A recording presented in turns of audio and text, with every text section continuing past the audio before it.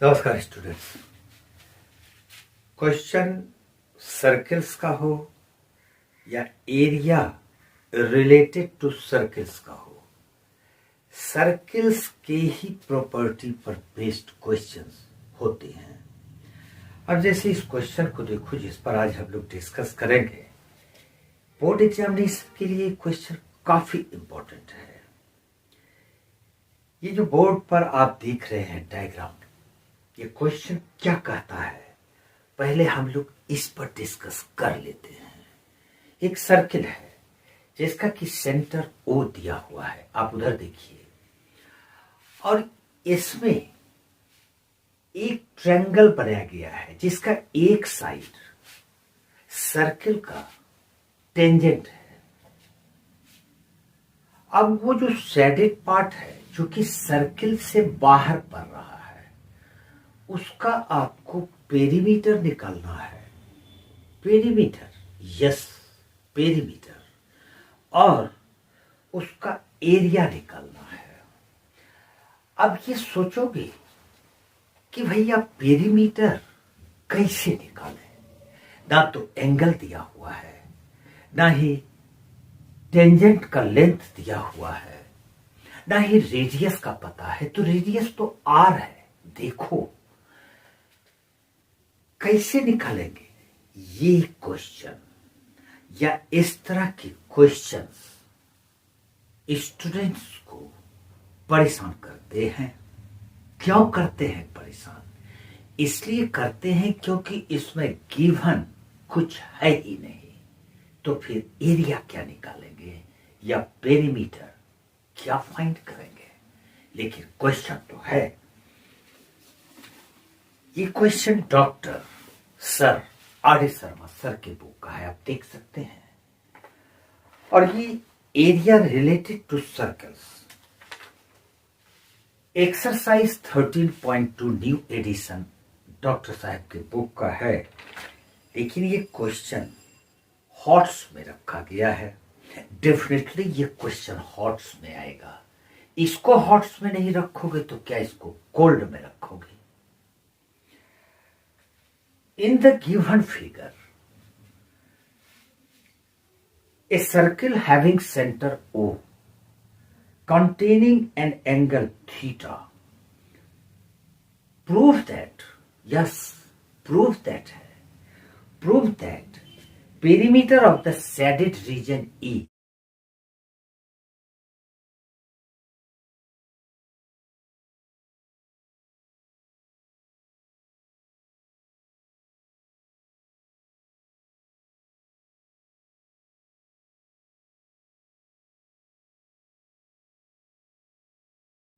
Shaded part का perimeter find करने के लिए हमको क्या क्या चाहिए?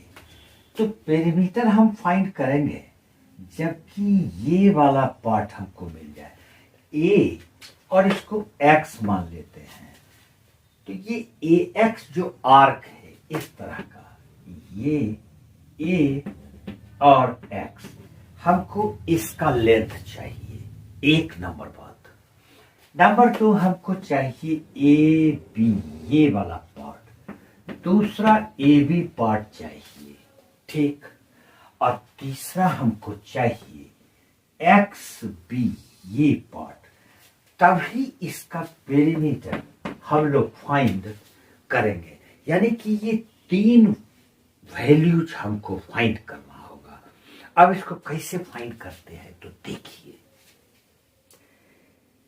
ए बी ओ एक राइट एंगल ट्रायंगल है। क्यों राइट एंगल ट्रायंगल है? तो चले जाओ सर्किल्स चैप्टर में, रेडियस टेंजेंट पर राइट एंगल होता है। तो ये एंगल राइट एंगल हो गया। इसका मतलब O A B is a right angle triangle. अब राइट एंगल ट्रायंगल को हम लोग यहां पर बना लेते हैं, जरा अच्छा रहेगा।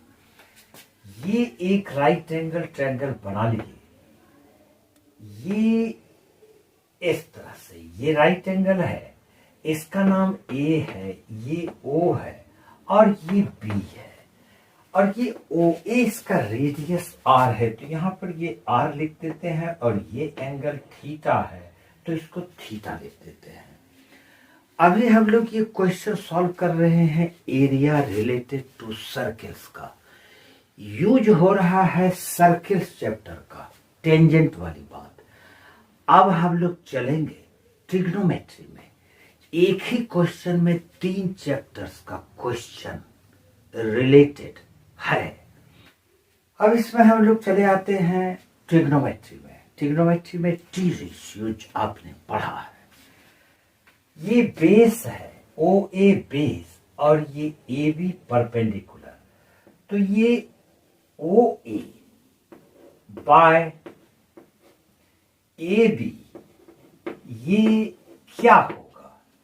ओ ए बेस है, ये परपेंडिकुलर है B by P. B by P cot theta होगा। तो हम इसको कॉट थीटा लिख देते हैं। अब O A equal to R है, तो R by A B is equal to cot theta. Therefore cross multiply करेंगे तो R is equal to A B into cot theta. Therefore A B is equal to R by cot theta. R by cot theta, इसको हम लोग are tan theta लिखेंगे, क्योंकि 1 bye cos theta 10 theta होगा। ये A B का value है। A B हमको फाइंड हो चुका। अब एक्स बी फाइंड करेंगे। एक्स बी, तो एक्स बी ये है। इसको फाइंड करने के लिए हम लोग ये बड़ा वाला जो ट्रायंगल है, इसमें सबसे पहले ओ बी फाइंड करते हैं। तो ओ बी एच है, यहां पर ओ बी देखते हैं, O B H hypotenuse, और ये आर है यानी कि बेस है। तो O A by O B. Now O A by O B is equal to B by H equal to cos theta. तो ये कॉस थीटा हो गया। अब इसको क्रॉस मल्टीप्लाई करेंगे तो ओ ए इंटू 1 और ओ ए आर है, तो ये हो गया R is equal to O B into cos theta. O B into cos theta. Therefore O B is equal to R by cos theta, और 1 बाय कॉस थीटा को sec theta लिखेंगे, तो ये हो गया आर सेक थीटा। अब ये O B find हो गया। तो जब ओ बी फाइंड हो गया और ओ एक्स ये रेडियस है, तो ओ बी में आर माइनस कर देंगे तो हमको एक्स बी निकल जाएगा। Therefore X B is equal to O B minus O X. O B minus O X, और ओ बी है R sec theta. R sec theta और माइनस ओ एक्स रेडियस है यानी आर। तो R sec theta minus R, हमको ये x B find हो गया, यानी कि दूसरा पार्ट भी फाइंड कर लिए। अब बच जाता है ये आर्क। इस आर्क के लिए हम लोग, ये सर्किल है और ये आर्क इस तरह से है theta.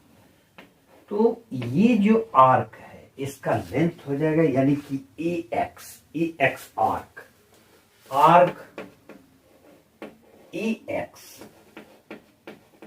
Is equal to theta by 360 into 2 pi R. ये 2 से इसको कैंसिल करके 180 लिख देंगे, तो यह हो गया पाई थीटा आर बाय 180। ये हमारा निकलता है आर्क ए एक्स का वैल्यू। तीनों फाइंड हो गया। अब इसका पेरीमीटर हो जाएगा। Therefore perimeter of the shaded part is equal to ये आर्क ए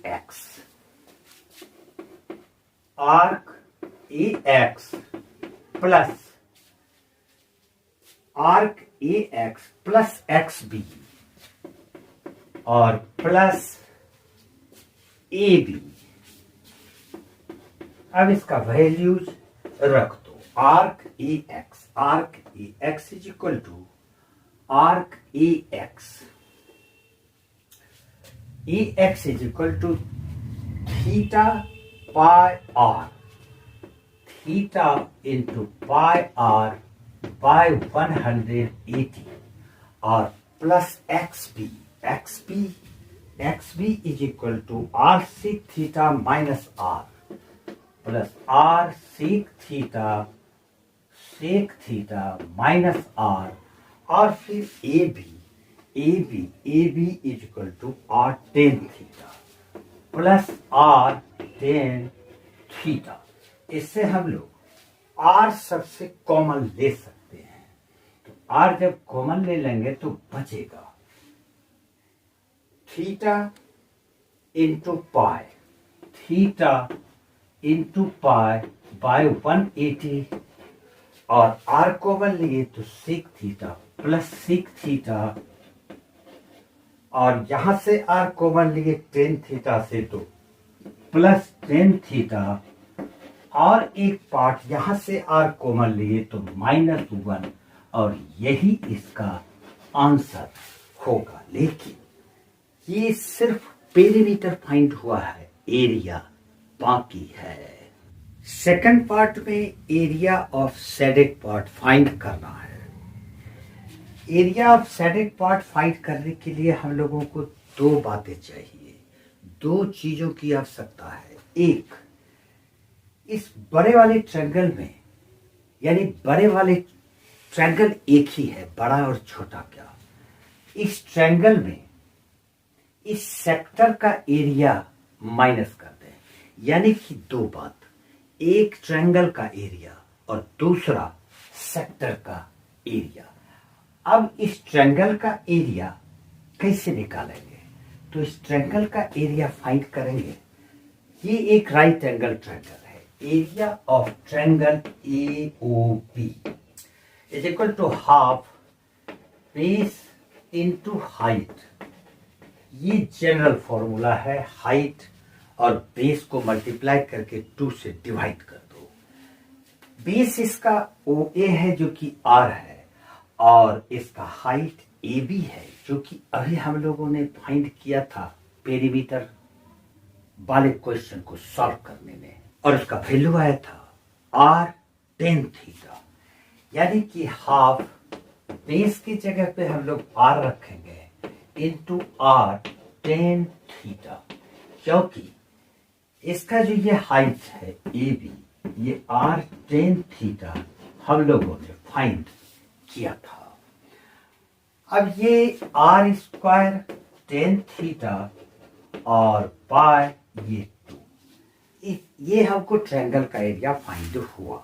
अब इस सेक्टर का एरिया फाइंड करेंगे तो सेक्टर का area of the sector is equal to theta by 360 into pi R square.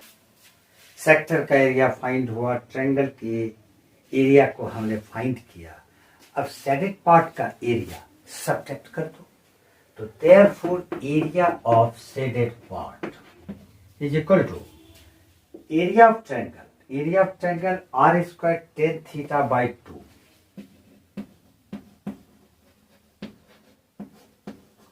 Minus area of sector theta into pi R square, theta into pi R square by 360। यहां से are square by 2 और are square by 2 common ले लेते हैं, तो are square by 2 common ले लिया, बच जाता है tan थीटा और माइनस आर स्क्वायर बाय 2 जब कॉमन लिए तो theta into pi by 180, theta into pi by 180 और यही इसके शेडेड पार्ट का एरिया होगा।